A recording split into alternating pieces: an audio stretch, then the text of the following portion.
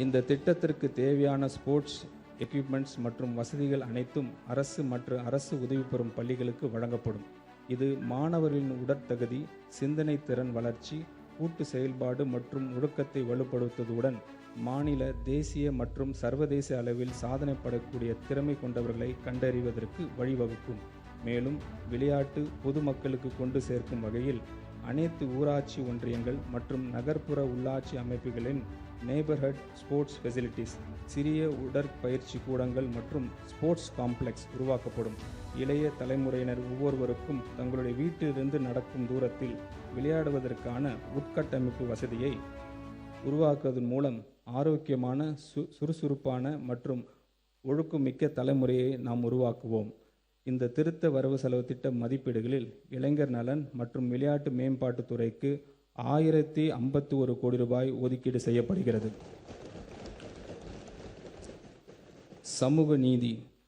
சொல் அல்ல முக்கியம், செயல், செயல், செயலே முக்கியம் என்று முழங்கியவர் நமது மாண்புமிகு தமிழ்நாடு முதலமைச்சர் அவர்கள். அதனை சமூக நீதித்துறையின் செயல்பாட்டில் காட்டி வருகிறார். புகழ்பெற்ற சர்வதேச பல்கலைக்கழகங்களில் உயர்கல்வி பயிலும் மாணவர்கள் பயனடையும் வகையில் செயல்படுத்தப்படும் அண்ணல் அம்பேத்கர் அயல்நாட்டு கல்வி உதவித்தொகை திட்டத்தின் மூலம் ஒரு மாணவருக்கு அதிகபட்சமாக 36 லட்சம் ரூபாய் வரை உதவித்தொகை வழங்கப்படுகிறது. நடப்பாண்டில் இத்திட்டத்தின் கீழ் 362 மாணவர்கள் பயன்பெறும் வகையில் முன் எப்போதும் இல்லாத அளவில் 131 கோடி ரூபாய் மதிப்பீட்டில் இத்திட்டம் செயல்படுத்தப்படுகிறது. ஆதி திராவிடர் மற்றும் பழங்குடியின மக்களின் வாழ்வாதாரத்தை உயர்த்துவதையும் நிலையான வளர்ச்சியும் உறுதி செய்ய வெற்றி தொழில் முனைவோர் திட்டம் செயல்படுத்தப்படும். இத்திட்டத்தின் மூலம் பயனாளிகள் மொத்த திட்ட செலவில் மூலதன மானியம், வட்டி மானியம் பெற ஏதுவாக நடப்பு நிதி ஆண்டில் இத்திட்டத்திற்காக 75 கோடி ரூபாய் நிதி ஒதுக்கீடு செய்யப்படுகிறது. அண்ணல் அம்பேத்கர் தொழில் முன்கோடிகள் திட்டத்தின் மூலம் ஆதி திராவிடர் மற்றும் பழங்குடியினருக்கு இடையே ஆண்டர்பிரினர்ஷிப்பை ஊக்குவிக்கும் நோக்கில் மூலதன மானியம் மற்றும் கடன் வழங்கப்பட்டு அத்தொழிலில் முனைவோருக்கு ஆதரவு அளித்து அவர்களின் பொருளாதார முன்னேற்றம் மற்றும் செல்ஃப் சஃபிஷியன்ட்டை உள்ளடக்கிய வளர்ச்சியினை அடையும் வகையில் செயல்படுத்தப்பட்டு வருகிறது. இத்திருத்த வரவு செலவு திட்ட மதிப்பீடுகளில் இத்திட்டத்திற்காக 165 கோடி ரூபாய் நிதி ஒதுக்கீடு செய்யப்படுகிறது. ஆதி திராவிடர் மற்றும் பழங்குடியின பெண் விவசாய தொழிலாளர்களை லேண்ட் ஓனர்ஸ்களாக மாற்றும் நோக்குடன் மண்ணின் மகள் திட்டம் செயல்படுத்தப்படும். இத்திட்டத்தின் கீழ் பயனாளிகளுக்கு விவசாயம் செய்ய திட்ட தேவையான நவீன தொழில்நுட்ப பயிற்சி வழங்கப்படும். திருத்த வரவு செலவு திட்ட மதிப்பீடுகளில் இத்திட்டத்திற்காக 20 கோடி ரூபாய் நிதி ஒதுக்கீடு செய்யப்படுகிறது. நகர்ப்புற மற்றும் கிராமப்புறங்களில் அமைந்துள்ள ஆதி திராவிடர் குடியிருப்புகளில் அவர்களின் முழுமையான சமூக பொருளாதார வளர்ச்சி அடைய வேண்டும் என நோக்கத்தில் அயோத்தி தாச பண்டிதர் வாழ்விட மேம்பாட்டு திட்டம் செயல்படுத்தப்படும். ஆதி திராவிடர் குடியிருப்புகளில் அடிப்படை உட்கட்டமைப்புகளை விரிவாக மேம்படுத்துவதிலும் மக்களின் வாழ்க்கை தரத்தை உயர்த்துவதிலும் இத்திட்டம் முழுமையாக கவனம் செலுத்தும். திருத்த வரவு செலவு திட்ட மதிப்பீடுகளில் இத்திட்டத்திற்காக 300 கோடி ரூபாய் நிதி ஒதுக்கீடு செய்யப்படுகிறது. பழங்குடியினர் குடியிருப்புகளில் வீடுகள், சாலைகள், குடிநீர், தெருவிளக்குகள், வாழ்வாதார திட்டங்கள், சுகாதார கட்டமைப்புகள், கல்வி நலன் சார்ந்த உதவித்தொகை திட்டங்கள், பள்ளி மற்றும் விடுதி மேம்பாட்டு உள்ளிட்ட அடிப்படை வசதி மேம்படுத்தும் நோக்கத்தில் ஆன்றோர் மேம்பாட்டு திட்டம் செயல்படுத்தப்படும். இத்திட்டத்தின் கீழ் நடப்பு நிதி ஆண்டில் 250 கோடி ரூபாய் ஒதுக்கீட்டில் பழங்குடியினர் குடியிருப்புகளில் உட்கட்டமைப்பு வசதிகள் மேம்படுத்தப்படும். ஆதி திராவிடர்களுக்கான சிறப்பு கூறுகள் திட்டத்தின் கீழ் 25,225 கோடி ரூபாய், பழங்குடியினருக்கு துணை திட்டத்தின் கீழ் 2079 கோடி ரூபாய் ஒதுக்கீடு செய்யப்படுகிறது. இத்திருத்த வரவு செலவு திட்ட மதிப்பீடுகளில் சமூக நீதித்துறைக்கு 3,937 கோடி ரூபாய் ஒதுக்கீடு செய்யப்படுகிறது. பிற்படுத்தப்பட்டோர், மிகவும் பிற்படுத்தப்பட்டோர் மற்றும் சீர்மரப்பினர் நலன். தந்தை பெரியாரை கொள்கை தலைவராக ஏற்றவர் நமது மாண்புமிகு முதலமைச்சர் அவர்கள். சமூக நீதி என்று சொல்லி ஏமாற்றுவர் அல்ல நம் தலைவர். சமூக நீதியை உணர்வுபூர்வமான ஏற்றவர். அதனால்தான் அவரின் தலைமையிலான நமது அரசு தமிழ்நாட்டில் சமூக நீதியை காப்பதில் உறுதியுடன் உள்ளது. தமிழ்நாட்டின் 69% இடஒதுக்கீடை பாதுகாப்பதற்கான அனைத்து முயற்சிகளையும் இந்த அரசு மேற்கொண்டு வருகிறது.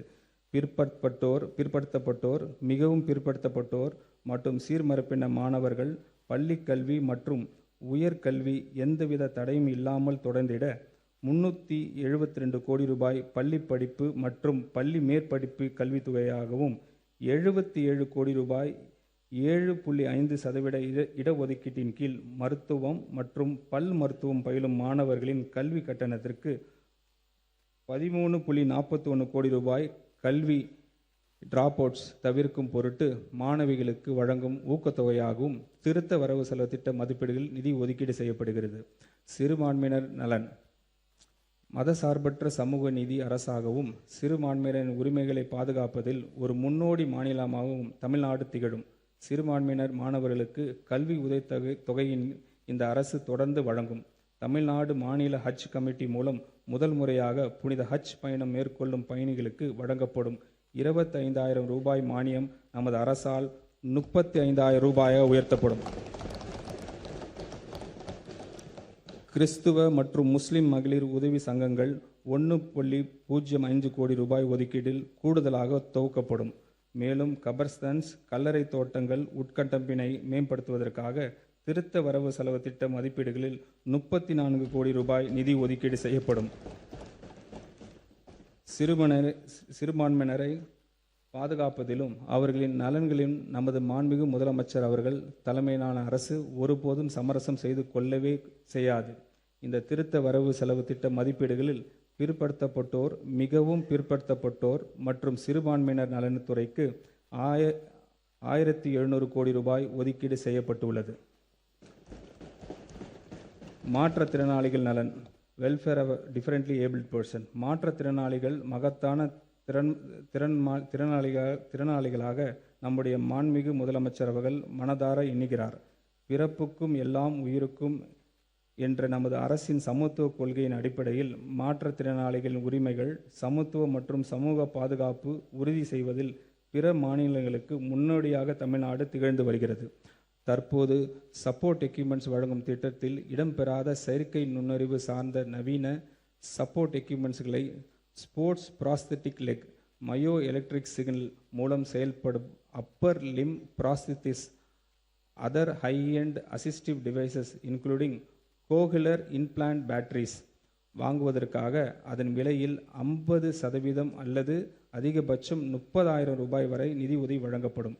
தஞ்சாவூர், திருவண்ணாமலை, சேலம், கடலூர் மற்றும் விருதுநகர் மாவட்டங்களில் அறிவுசார் குறைபாடு உள்ளவர்களுக்கான அரசு நிறுவனங்கள் நம்பிக்கை இல்லம் என்ற பெயரில் அமைக்கப்படும். இந்த நிறுவனங்களின் 3 வயது மற்றும் அதற்கு மேற்பட்ட குழந்தைகளுக்கு சிறப்பு கல்வி, ஆரம்பகல்ல பயிற்சி சேவைகள், மறுவாழ்வு மற்றும் தொழில் பயிற்சி வழங்கப்படும்.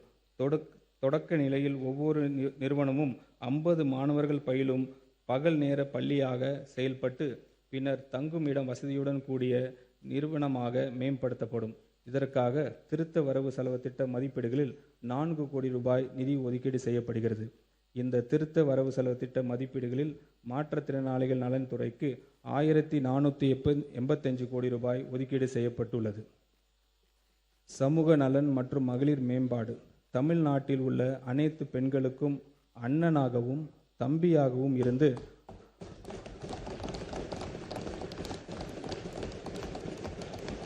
அவர்களுக்கு எப்போதும் துணை நிற்பவர்தான் நமது மாண்புமிகு முதலமைச்சர் அவர்கள். திருமணம் என்பது ஒவ்வொரு பெண்ணின் வாழ்விலும் ஒரு மகிழ்ச்சியான தருணமாகும்.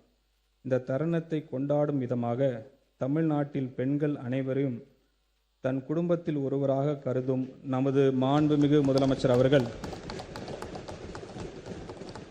அப்பெண்களின் திருமணம் நாளில் நமது அரசின் சார்பாக 8 கிராம் தங்க நாணயமும் ஒரு பட்டு புடவையும் அண்ணனின் சீராக வழங்க இருக்கிறார். இத்திட்டத்தினை செயல்படுத்த திருத்த வரவு செல்ல திட்ட மதிப்பீடுகளில் 812 கோடி ரூபாய் நிதி ஒதுக்கீடு செய்யப்படுகிறது.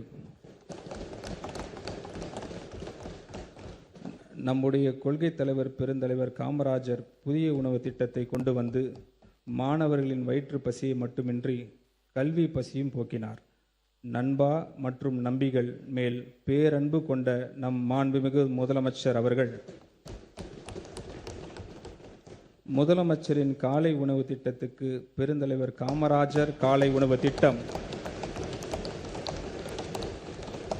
என பெயர் வைத்து பெருந்தலைவருக்கு பெருமை சேர்த்துள்ளார். 6ஆம் வகுப்பு முதல் 8ஆம் வகுப்பு வரை அரசு மற்றும் அரசு உதவி பெறும் பள்ளி மாணவர்களுக்கு இத்திட்டத்தினை மாண்புமிகு முதலமைச்சர் அவர்கள் விரிவுபடுத்தியுள்ளார்.